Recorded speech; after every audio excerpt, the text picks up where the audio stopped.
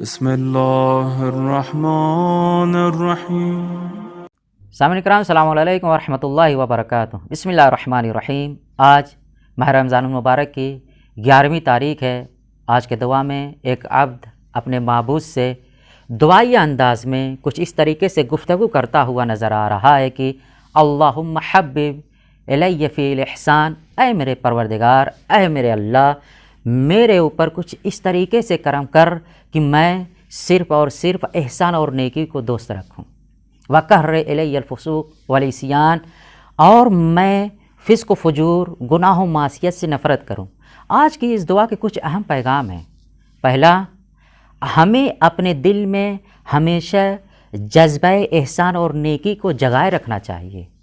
دوسرا، برائی، گناہ، فسق و فجور سے نفرت کرنا چاہیے۔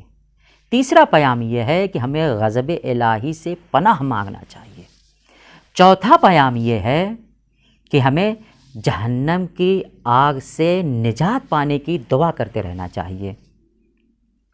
یوں تو اگر ہم حیات انسانی پر شریعت اسلامیہ اور قانون اسلامیہ کے زیر سائے غور و فکر کریں گے تو ہم اس نتیجے پر پہنچتے ہیں کہ جب ایک انسان اس دار فانی میں تشریف لاتا ہے تو اس کے ایک کان میں اذان اور دوسرے کان میں اقامت دی جاتی ہے، اور جب اس دار فانی سے کوچ کرتا ہے، جاتا ہے، تو اس کے اوپر نماز میت کو پڑھایا جاتا ہے۔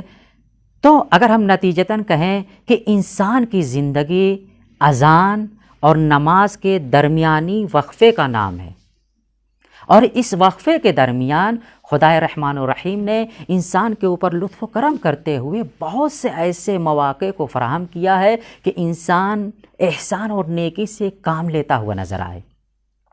جیسے کہ ہم انسانی معاشرے میں زندگی گزر بسر کرتے ہیں، تو جب ہم لوگوں سے ملاقات کریں تو بڑی ادب و اخلاق کے ساتھ نرم لہجے سے گفتگو کریں۔ قولوا للناس حسنا، حسن اخلاق سے پیش آئیں۔ غریب، فقیر و نادار کی کمک کریں، مسکین کی غیر محسوس طریقے سے مدد کریں کہ اس کو احساس نہ ہو کہ وہ فقیر و مسکین ہے۔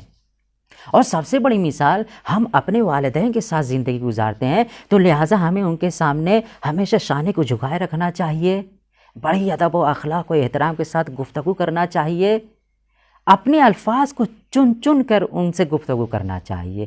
کہیں ایسا نہ ہو کہ ہمارے الفاظ کے استعمال کی وجہ سے وہ ناراض ہو جائیں۔ وَبِالْوَالِدَيْنِ احسانا، اور یاد رکھیے احسان اور نیکی ہمیشہ خود کی طرف پلٹ کر آتی ہے، خود کے اولاد پر پلٹ کر آتی ہے۔ خدا نے سورہ رحمان میں ارشاد فرمایا تھا هَلْ جَزَاءُ الْإِحْسَانِ إِلَّا الْإِحْسَانُ، احسان کا بدلہ صرف احسان ہی ہے۔ اگر ہم غور و خوض کریں تو ہمیں ان تمام باتوں پر عمل کرتے ہوئے نظر آنا چاہیے۔ اب ہم دعا گو ہیں کہ خدا ہمیں نیکی کے راستے پر چلنے کی توفیق عنایت فرما۔ وآخر دعوانا الحمد للہ رب العالمین۔